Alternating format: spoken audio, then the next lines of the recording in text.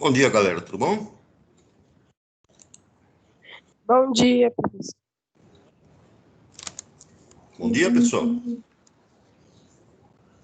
Bom bem com dia. vocês? Tudo dia. com você. Tudo bom. Nós temos aí uma apresentação hoje às 10 horas dos planetários aí no brasileiros, né? Vamos fazer uma apresentação a respeito aí do nosso solstício aí de primavera, né? Estamos entrando na primavera hoje às 10 horas e 31 minutos. E temos várias escolas aí, vários estudantes que estão participando aí dessa live. Queria que você acompanhasse aí essa transmissão aí virtual dos nossos planetários. Topam?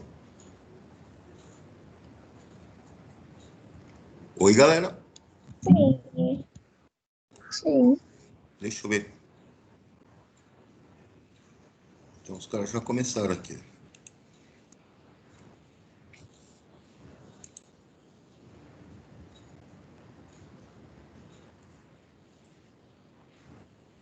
Tá dando para ouvir aí, pessoal?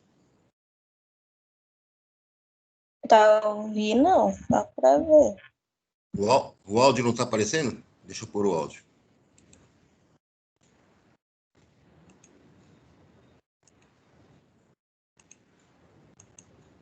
Espera só um pouquinho.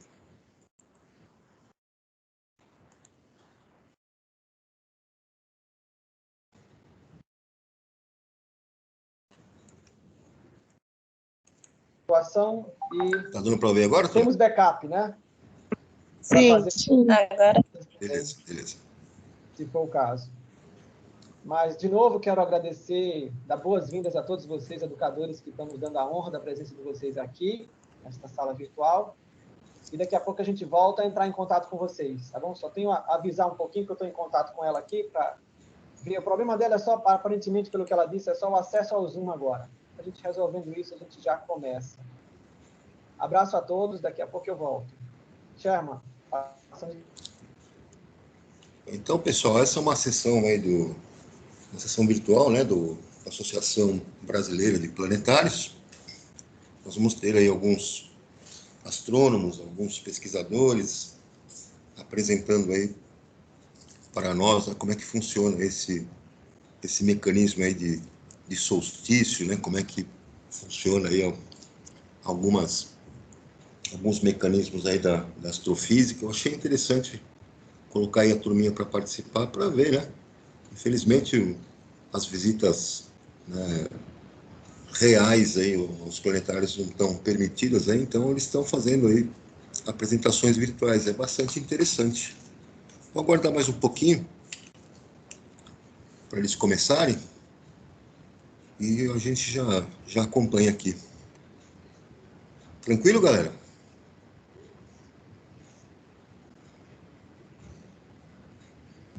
sim.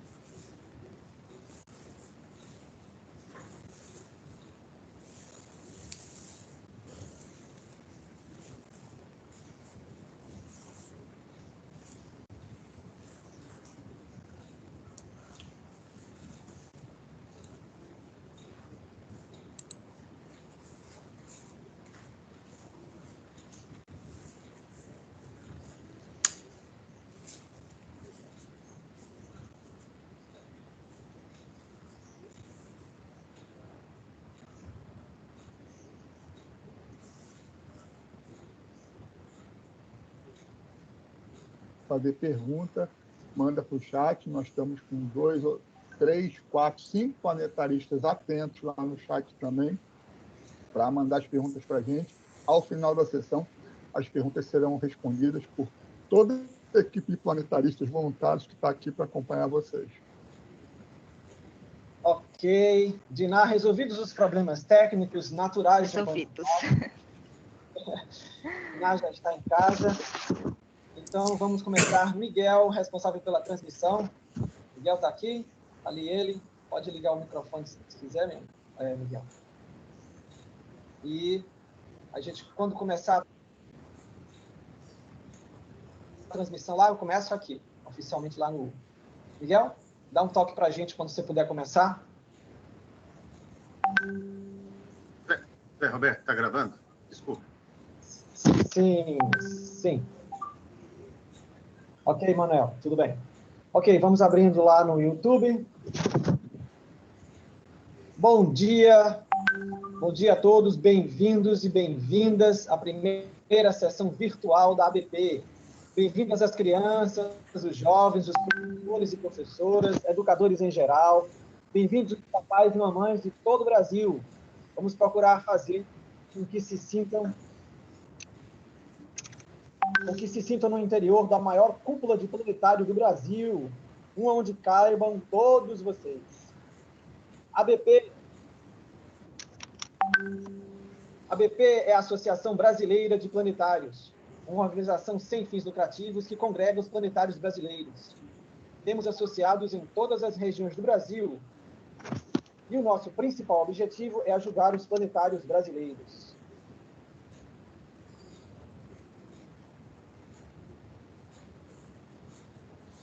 Mas o que é um planetário? Planetário é um instrumento que projeta o céu estrelado e reproduz seus movimentos.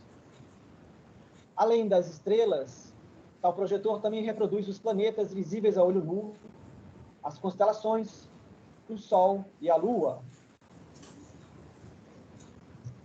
Com o avanço da tecnologia, hoje temos também os planetários digitais, que podem projetar absolutamente qualquer coisa que a gente...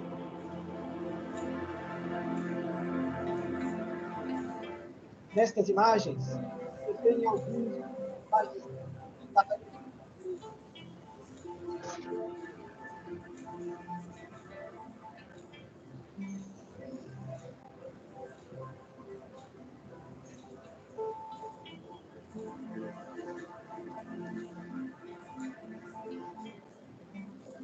todos os planetários exóticos é dentro da complexa projeção. Ali dentro, os planetários podem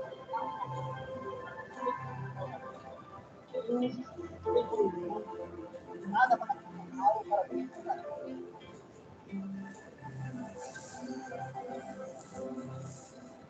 Daqui a pouco ele está fechado, em todo lado das outras.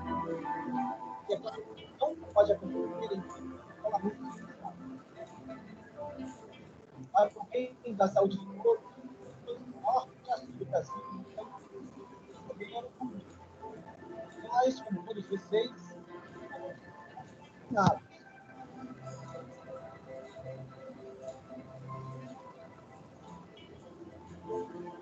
Mas confinamento é algo particularmente verdade. Afinal, todos nós, seres humanos, somos confinados no planeta Terra. Esse confinamento terrestre, no céu, só aprende toda a sensação que você precisa. Não ia deixar essa pandemia trabalhar a nossa vontade,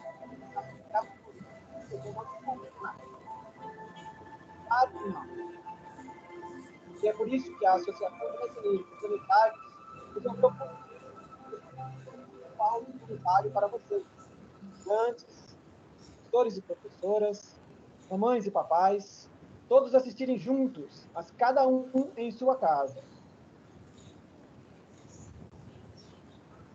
Eu sou o José Roberto, presidente da ABP, e falo com vocês ao vivo de Natal, no Rio Grande do Norte. Bom dia. Eu sou a Diná Moreira Allen, dos Planetários de São Paulo. É um grande prazer e um privilégio passar esse tempinho aqui com vocês nessa sessão gigante de planetários e que está sendo transmitido para todo o Brasil. Eu sei que muitos que frequentam os planetários estão com saudades, e nós também estamos com saudades de estar lá na cúpula, conversando com as pessoas sobre os mistérios do universo. Por isso, preparamos esta sessão e eu estou aqui na minha casa, direto de São Paulo, para juntos fazermos uma viagem espacial no maior estilo dos planetários. Mas primeiro eu vou fazer um convite. É um convite para hoje à noite.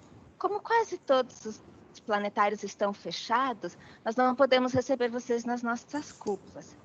Mas que tal usar uma cúpula aberta a todos, que é o céu real? É só olhar para cima e nem precisa sair de casa.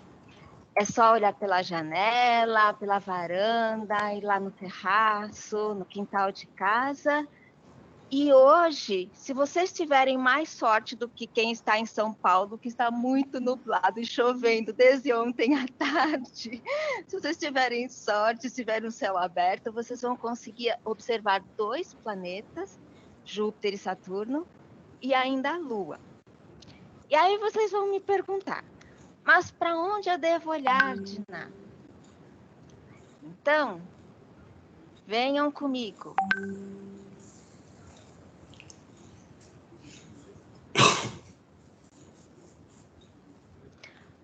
Hoje à noite, olhem na direção do pôr do sol e sigam uma linha para o alto do céu. Vocês vão encontrar com muita facilidade a Lua. Tenho certeza que todo mundo vai conseguir encontrar. Seguindo essa linha, vocês vão encontrar um ponto brilhante, mas não é uma estrela, é o planeta Júpiter, o maior planeta do Sistema Solar. Perto dele, não tão brilhante assim, vai estar o planeta Saturno. E se vocês estiverem com muita disposição e quiserem ficar acordados de madrugada, vocês ainda vão conseguir observar 2 planetas. Marte, que vai nascer no comecinho da madrugada, e Vênus, que nasce mais para o final da madrugada. Vocês não precisam ficar acordados a madrugada inteira. Se vocês acordarem lá pelas 5 da manhã, vocês vão ver os 2 planetas juntos, como nesta imagem aqui. Essa aqui é de 5:30 da manhã. Então, lá pelas 5, vocês vão poder observar os 2 juntos. Como é muito fácil encontrar a Lua, vamos nos concentrar nela agora. Esta aqui é uma imagem de São Paulo. Esta é a Lua. Vamos prestar atenção agora na altura da Lua, quer dizer, na distância da Lua até o horizonte. Então, lembrando, aqui estamos em São Paulo, e agora nós vamos viajar para o norte. Vamos ver o que acontece com a altura da Lua. Vamos lá para Brasília, a Lua desceu um pouquinho, a altura dela está menor. Lá em Belém, um pouco menor. E se a gente for bem mais para o norte, lá na Groenlândia, olha só a altura da Lua, bem menorzinho. A fase da Lua é a mesma para todas as localizações, mas a altura da Lua vai depender da latitude. E isso não acontece só para a Lua. Vocês podem ver que os planetas e as estrelas, com as estrelas e os planetas, também aconteceu a mesma coisa. Agora, vamos viajar lá para Brasília, porque Brasília é a capital do país, é uma cidade bem central, então nenhuma cidade que está nos assistindo vai ficar com ciúmes. Então vamos lá para Brasília, este é o céu de Brasília, então de novo Lua, Júpiter e Saturno. E mesmo que a gente fique parado numa certa localização, por exemplo, aqui em Brasília, o céu não vai ficar parado. O céu, as estrelas, têm um movimento. Isso porque a Terra nunca fica parada. A Terra tem um movimento de rotação. E esse movimento de rotação é percebido pelo movimento aparente das estrelas. Então, como a Terra se move em torno de um eixo imaginário, esse eixo de rotação, nós temos a sensação de que as estrelas estão se mexendo. Então, a Terra tem esse movimento de rotação, mas ela também está girando em torno do Sol, que é um movimento de revolução. Se chama também, usam também o termo translação, mas translação, como tem alguns outros significados, vamos usar o termo que Copérnico gostava, que é revolução. Então, a Terra tem um movimento de rotação em torno do eixo imaginário e um movimento de revolução. O movimento de rotação é fácil perceber, porque a gente precisa de 24 horas para completar o movimento. Né? Agora, o movimento de revolução é um pouco mais difícil, porque precisa de um ano inteiro. O movimento de rotação faz com que as estrelas nasçam lá no leste e se ponham no oeste. E isso vale para tudo que se vê no céu. Os planetas, a Lua, tudo que se vê no céu, se tiver um cometa, tudo que se vê no céu, vai fazer esse movimento aparente de leste para oeste. Agora, para conseguir acompanhar o movimento, perceber o movimento de revolução, uma forma é acompanhar as constelações. Em astronomia, a constelação é uma região do céu. Vocês estão vendo essas divisórias aqui? Essas áreas, cada área dessa aqui é uma região do céu, uma constelação. Isso para a astronomia, oficialmente, uma constelação, uma região do céu. E a gente pode pensar como se fosse os estados de um país. Por exemplo, o Brasil tem 26 estados, a Argentina tem 23, mas lá eles chamam de província. E os Estados Unidos têm 50 estados. Os antigos tinham tempo e imaginação suficientes para formar figuras com as estrelas e criar histórias fantásticas. Inicialmente, mais como as constelações do sul não eram vistas, mas quando os viajantes começaram a caminhar para o sul, outras constelações foram definidas, por exemplo, o Cruzeiro do Sul, que está aqui, vamos ver o Centauro, vamos ver outras constelações, olha, a Virgem, mais conhecida já está se pondo, outras conhecidas aqui, uma bem conhecida, que já era lá, conhecida no hemisfério norte, Escorpião, o Sagitário, que é o Peixe Austral, e tem uma constelação aqui bem interessante, que é um rio no céu, essa compridona aqui, Eridanos. Ela termina lá no Órion, no Gigante Caçador. Órion é uma constelação bem conhecida, assim como o Cruzeiro do Sul. São duas constelações bem conhecidas por nós, principalmente aqui do Hemisfério Sul. Mas tem algumas constelações que não são nada bem conhecidas. Já ouviram falar da Cabeleira de Berenice? E pior, máquina pneumática. Pois é, vou mostrar aqui para vocês. Esta aqui é a Cabeleira de Berenice. Ela é um pouco mais conhecida. Ela fica lá perto do Leão e da Virgem. Agora, a máquina pneumática é bem menos falada, né? E é perto lá da Vela, olha, o Cruzeiro do Sul, Centauro estão aqui. Então, não é uma região tão desconhecida, né? Mas as constelações mais conhecidas, sem dúvida, são as constelações do zodíaco. Então, passou lá o Capricórnio, Aquário, Peixes, Carneiro, Áries, o Touro, Gêmeos, o Câncer, o Caranguejo, o Leão, a Virgem, a Balança, o Escorpião, o Fiúcus, Sagitário e Capricórnio de novo. Uma coisa que eu quero que vocês notem é que nós conseguimos ver as constelações que estão do lado da noite, porque as constelações que estão do lado do dia, o Sol ofusca, a luz do Sol ofusca. Então, todas essas constelações nessa situação aqui não são vistas. Essas constelações estão do lado do Sol, então o Sol ofusca. Essas constelações estão do lado da noite, então nós conseguimos ver. E à medida em que passa o tempo, outros grupos de constelações são vistos. Por exemplo, agora, nessa posição, todas essas constelações aqui estão sendo ofuscadas pelo Sol. Nós conseguimos ver estas constelações que estão do lado da noite. Chegou um momento aqui que inverteu em relação ao início.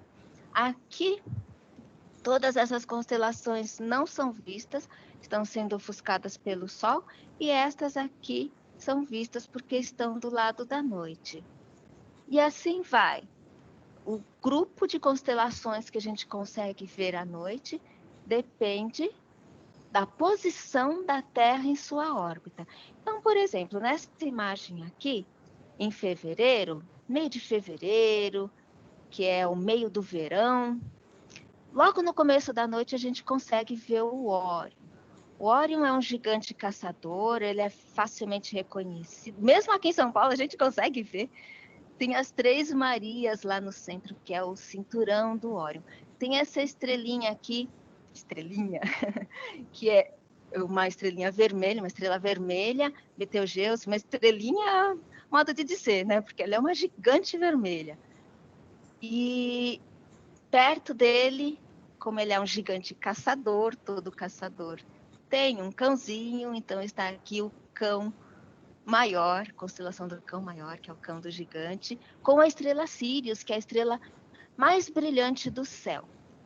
E mais para cá, a constelação do cão menor, que tem também uma estrela brilhante, que é a estrela Próxion.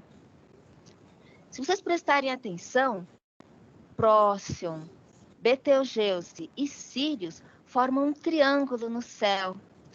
É o triângulo de verão, para quem está aqui no hemisfério sul, ou um triângulo de inverno para quem está lá no hemisfério norte. Se agora virmos o céu de 6 meses depois, ou seja, o céu de agosto, mudou completamente. Quer dizer, o lado da noite é completamente oposto ao que era no verão, em fevereiro. Então, agora, nós vemos outras constelações. Nós vemos aqui o Escorpião, a Virgem, o Centauro, que não eram vistas no verão. A gente nunca... Centauro, desculpa, que é Sagitário. Nós nunca conseguimos ver Escorpião e Órion na mesma noite. Isso é impossível, porque eles estão em lados opostos. Um sempre está do lado do dia, enquanto o outro está no lado da noite. E os antigos perceberam muito bem isso, que eles podiam marcar o tempo observando as constelações.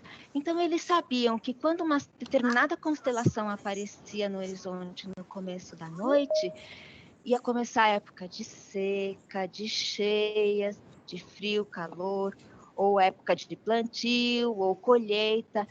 E assim eles organizavam suas vidas. Atualmente nós temos equipamentos, nós temos estudos, pesquisas em meteorologia que nos ajudam, nos auxiliam nessa área.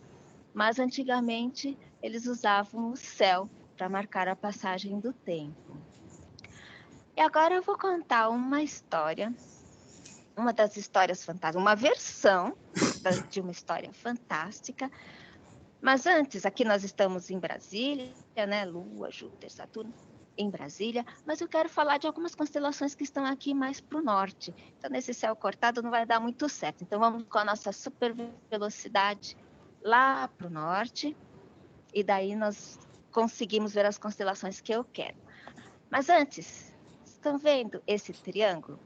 O céu de setembro, outubro, não tem tantas estrelas tão marcantes assim, mas tem esse triângulo bem interessante. Tem uma história da mitologia oriental que eu não vou contar para vocês agora, eu não vou falar dela. Se vocês quiserem, eu conto depois da sessão, porque agora eu quero contar uma história de outras constelações da mitologia grega e vai começar com o personagem Perseu. Perseu era um cara muito corajoso. Ele matou a Medusa, que era um monstro que tinha cobras no lugar dos cabelos e transformava em pedra quem olhasse para ela. E quando ele matou a Medusa, saiu de dentro dele um cavalo com asa, o Pégaso. O Perseu, ele fez muitas aventuras e lá pelas tantas ele encontrou uma moça presa num rochedo no mar. E ele descobriu que essa moça era a princesa Andrômeda. Andrômeda era filha de Cefeu, o rei da Etiópia, e Cassiopeia, a rainha da Etiópia. Andrômeda era uma princesa linda, muito linda.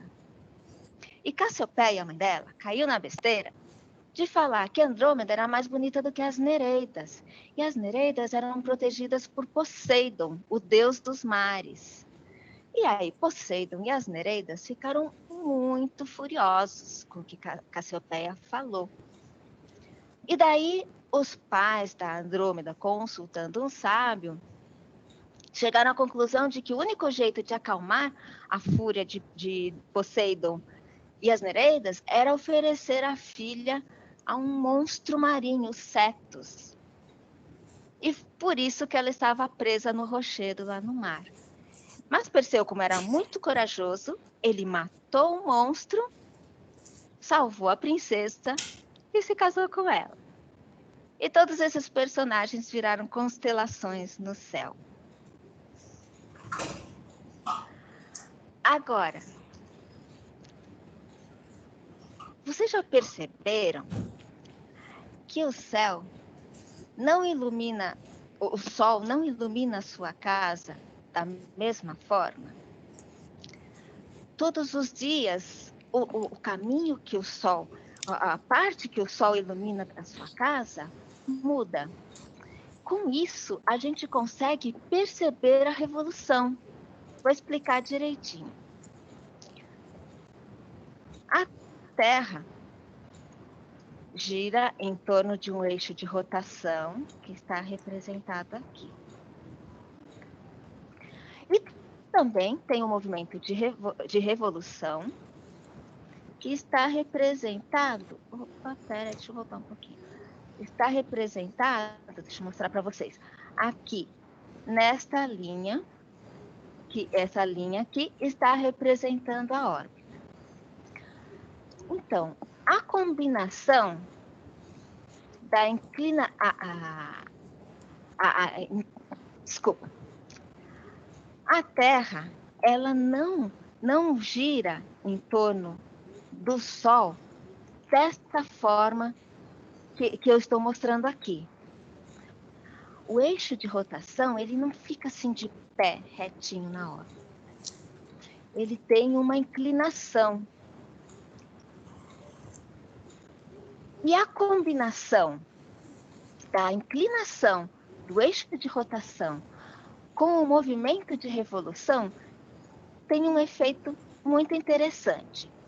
Não sei se vocês já perceberam, mas o caminho que o Sol percorre ao longo do dia não é o mesmo todos os dias do ano.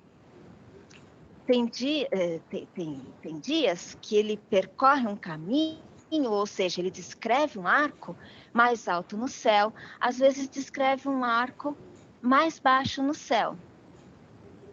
Esse efeito, essa diferença de caminhos que o Sol percorre ao longo do dia, faz com que ilumine a sua casa de um modo diferente ao longo do ano. E isso, então, como eu falei, é uma consequência da combinação da inclinação do eixo de rotação com o movimento de revolução.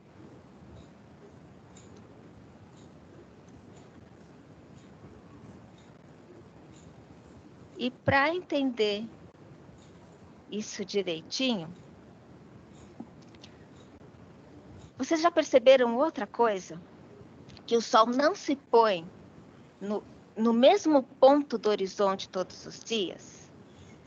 Esta é uma foto tirada lá no Arpoador, no Rio de Janeiro. Tirada do Arpoador. É uma foto muito linda de pôr do sol. E aqui nós estamos no verão e o sol está se pondo no mar. 6 meses depois, no inverno, o sol está se pondo no morro. Então, vamos entender isso direitinho, essa questão da diferença de iluminação diária, posição diferente que o sol se põe, com esta simulação que eu acho muito interessante da Universidade de Nebraska. O que a gente vai perceber aqui, prestar atenção aqui nessa simulação? Deixa eu tirar esse daqui. Pronto. Aqui é a órbita da Terra, então nós vamos acompanhar a Terra em sua órbita. E ampliando a Terra, nós vemos esse quadrinho, a ampliação da Terra está nesse quadrinho, e aqui a gente consegue perceber aí como o Sol está iluminando a Terra naquele ponto da órbita. Esse quadrinho aqui a gente não vai prestar muita atenção, não vamos falar dele hoje, porque ele mostra a inclinação dos raios solares para uma pessoinha que está lá na latitude de Brasília. Mas não vamos prestar atenção nesse quadrinho, vamos prestar atenção nesses 2 quadros. Então, vamos lá. Aqui é a linha do tempo, então nós estamos em dezembro, e é assim que a Terra está sendo iluminada pelo Sol nessa época. O hemisfério sul está muito mais iluminado do que o hemisfério norte. À medida em que a Terra caminha em sua órbita, isso vai mudando, vai diminuindo a iluminação no sul e aumentando lá no norte. E aqui, correndo a linha do tempo, está em fevereiro, chegou em março, vai chegar um momento em que a Terra é iluminada igualmente, os 2 hemisférios são iluminados de forma simétrica, são iluminados igualmente pelo Sol, e aí começa a inverter. O hemisfério norte começa a ser mais iluminado do que o hemisfério sul, e chega um ponto lá em junho, em que inverteu completamente. Então, o hemisfério sul está muito mais iluminado do que o hemisfério norte. E começa tudo de novo, volta lá para o sul, o Sol volta lá para o sul, vai chegar o momento, nós estamos em agosto, setembro, lá em setembro, que o Sol vai iluminar de forma simétrica novamente os 2 hemisférios. E vai caminhando para o sul, vai invertendo novamente, chegando na situação em que estávamos no início. Ou seja, o Sol está iluminando muito mais o hemisfério sul do que o hemisfério norte. Exatamente a posição que estava no início. E a diferença na direção que a gente via lá naquele quadrinho dos raios solares faz com que o Sol se ponha em pontos diferentes no horizonte. Então, foi aqui, estava no limite sul, aí foi até um certo limite norte, aí volta de novo e faz esse caminho, essa trajetória. Vai para o limite sul, volta e vai e volta, vai e volta. Nesta situação aqui, estamos em junho, nessa posição da órbita, e o Sol está o hemisfério norte do que o hemisfério sul. Estamos numa situação de solstício de verão, lá para o hemisfério norte, porque o Sol está incidindo diretamente lá no Trópico de Câncer, e o hemisfério sul está bem menos iluminado. Então, é o solstício de verão lá para o hemisfério norte, solstício de inverno para o hemisfério sul. Aqui, nessa situação, inverteu porque agora o hemisfério sul está iluminado, estamos em dezembro, o hemisfério norte está menos iluminado, é o solstício de inverno no hemisfério norte, solstício de verão aqui no hemisfério sul, porque o Sol está incidindo perpendicularmente aqui no Trópico de Capricórnio. Aí, em março, nós temos aquela situação de que o Sol ilumina os dois hemisférios de forma assimétrica, quer dizer, os dois hemisférios estão sendo iluminados igualmente. Então, em março, é o solstício de primavera lá no hemisfério norte e solstício de outono aqui no hemisfério sul. 6 meses depois, em setembro, a situação se inverteu, porque agora é equinócio de outono, lá no hemisfério norte, equinócio de primavera aqui no hemisfério sul. Os raios solares estão incidindo perpendicularmente ao Equador. Então, por isso que a Terra é iluminada de forma simétrica nos dois hemisférios. Equinócio, a palavra equinócio, significa noites iguais, porque no equinócio, a duração do dia e da noite é praticamente a mesma.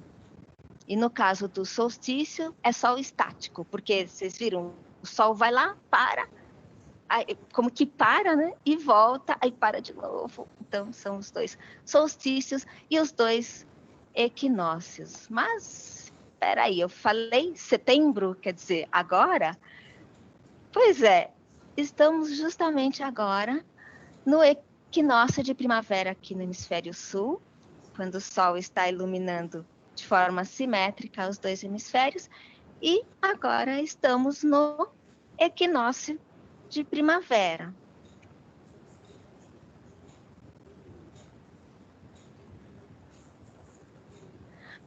Aqui no Brasil, que é um país tropical, não faz muito sentido falar que a primavera é a estação das flores, porque a gente vê flores o ano inteiro, o ano todo, por todos os lados, em todo o Brasil. Mas em países muito frios, onde as árvores perdem suas folhas e as flores diminuem pelos campos durante o inverno, porque tem invernos muito mais rigorosos, a primavera é uma época em que as flores reaparecem nas árvores e nos campos, e aí faz sentido falar que a primavera marca o recomeço da vida, o renascimento da natureza. Em um país continental como o Brasil, as estações do ano não são sentidas da mesma forma em todo o território. Quanto mais distante estiver do Equador, maior o contraste entre inverno e verão.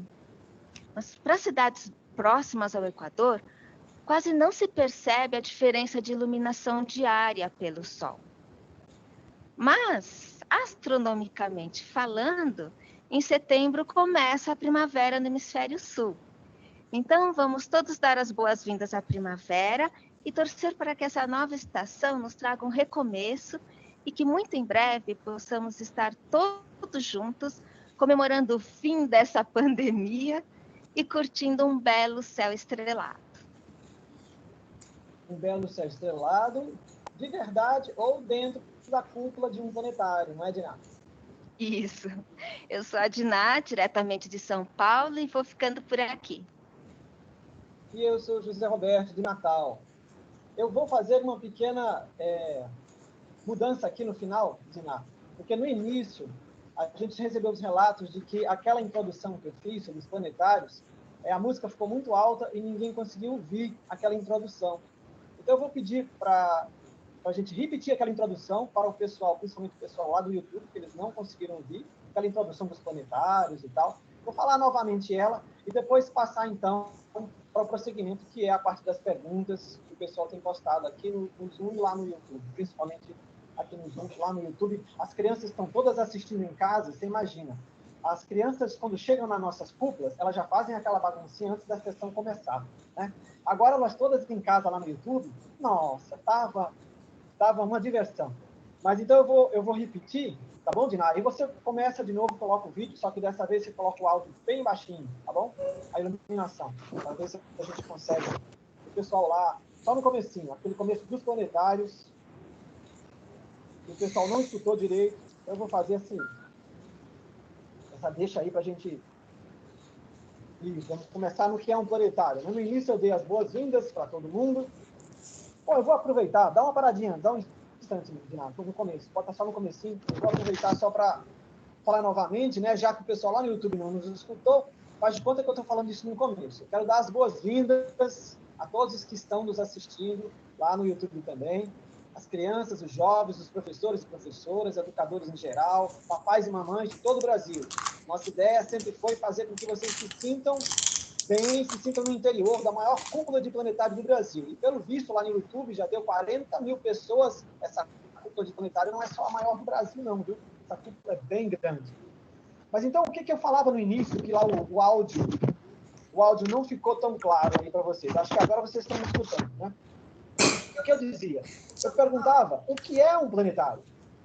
E aí eu dizia, o planetário é um instrumento que projeta o céu estrelado e reproduz seus movimentos.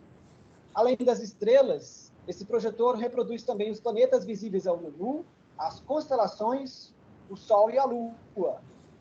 Com o avanço da tecnologia, nós hoje temos também os planetários digitais, que podem projetar absolutamente qualquer coisa que a gente consiga imaginar.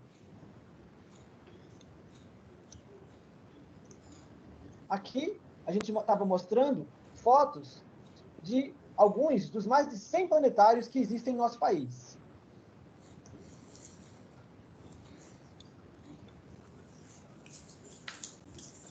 E eu falava também que os planetários, tanto os ópticos quanto os digitais, eles necessitam de uma cúpula, como vocês veem nessas imagens. Todos eles têm um formato de domo. Se não for evidente, está lá dentro do prédio, em formato de domo, uma cúpula, que é onde acontece a projeção. É ali dentro, com as luzes apagadas, que os planetários podem mostrar aos nossos visitantes as belezas do céu noturno.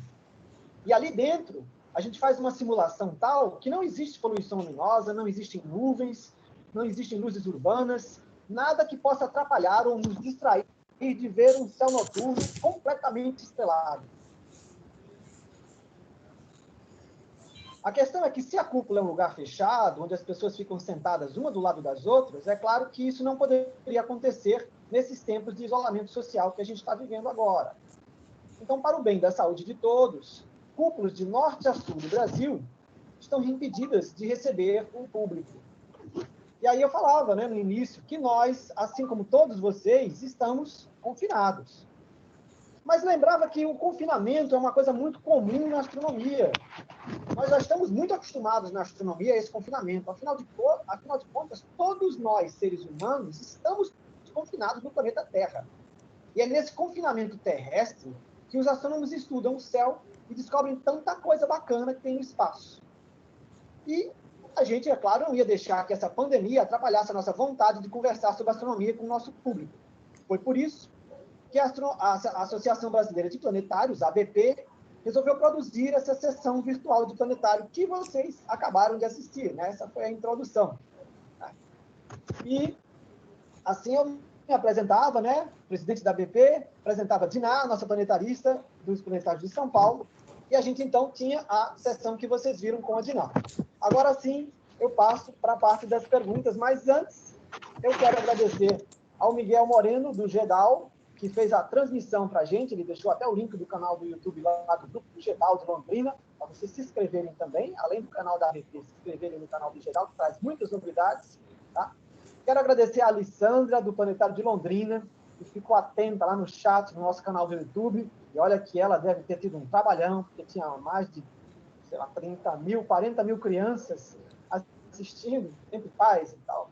Mas os comentários no YouTube tinha comentário em japonês, estava uma coisa de louco. Quero agradecer ao Manel, do Planetário de Goiânia, que cuidou aqui do chat do Zoom, ao Basílio, do Planetário de Feira de Santana, Bahia, e ao Reginaldo, do Planetário de Belém, que deram um suporte técnico para essa sessão, a Edna e a Tânia, de Florianópolis, que junto com o nosso vice-presidente, o Sherman, lá no Rio de Janeiro, cuidaram do roteiro da sessão que vocês acabaram de assistir. E, é claro, eu peço um agradecimento especial e uma salva de palmas, principalmente para quem está aqui dentro da sala do Zoom, educadores. Uma salva de palmas para a Diná, dos Planetários de São Paulo, por ter nos conduzido por essa viagem astronômica tão bacana. E, é claro, um agradecimento final para todos vocês, educadores, estudantes, professores, professoras, mamães e papais, que estão aqui com a gente, valorizando a ciência. E não acabou não, tá, pessoal? Agora a gente vai continuar aqui ao vivo, por mais um tempinho, respondendo as perguntas que vocês postaram, tanto aqui dentro da sala do Zoom, quanto lá no YouTube. Deixa eu olhar aqui algumas perguntas que a gente tem já.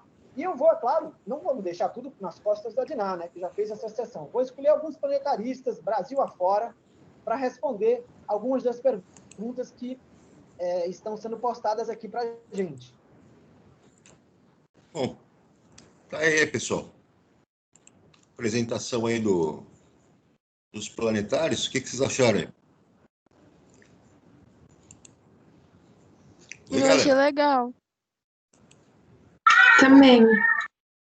Ele deu uma abordagem legal, assim, que nós não tínhamos discutido lá nas nossas aulas, né? Eu não sei se em outros anos lá em ciências vocês acabaram vendo, devem ter visto, né? A questão dos solstícios e dos equinócios, né? Achei bacana porque deu uma complementada, assim, para se ter uma ideia também com relação às constelações do zodíaco, né? Por que a gente tem esse negócio de... como é que funciona lá o signo de cada um, né? Por que tem essas classificações aí à medida que o ano passa, né? As constelações que são visíveis, lá que eram visíveis lá já na antiguidade, né? Eles desenvolveram lá a astrologia a partir disso, né? A partir das constelações que eram visíveis lá em determinados meses do ano, o que então associou-se lá aos signos, né? Ao horóscopo. E a questão aí do solstício, né? Solstícios que acontecem quando eu tenho o eixo de inclinação da Terra na sua inclinação máxima. Isso acontece lá 2 vezes por ano. Então, um hemisfério lá vai ficar com uma iluminação máxima, né, de sol, então vai estar lá no verãozão. O outro vai estar com a iluminação mínima, então vai estar lá no inverno. E aí existe uma inversão no outro solstício, onde a outra região vai estar lá no inverno e o outro hemisfério vai estar lá no verão. E os equinócios, né, quando acontece de você ter no eixo de inclinação da Terra a mesma iluminação nos 2 hemisférios, que é exatamente o que nós estamos passando agora na entrada aí da nossa primavera, né? Bacana. Galera, depois vocês podem assistir a gravação, se tiverem tempo e condições aí de ver as perguntas que eles estão fazendo, mas vamos ficar por aqui hoje, que eu preciso dar um tempinho para vocês entrarem lá na próxima aula. Tranquilo, turma? Tranquilo. Essa semana, então, acho que a gente tem aula na quinta-feira. Na quinta-feira a gente arremata aquele conteúdinho que faltava lá da parte de biotecnologia e fechamos lá o conteúdo lá de ciência, se a Adriana não tiver voltado até lá. Falta só aquele pedacinho lá para a gente terminar. Beleza, galera? Beleza. Abração para vocês, se cuidem, fiquem com Deus e até a próxima. Até, pro. Tchau. Tchau, tchau.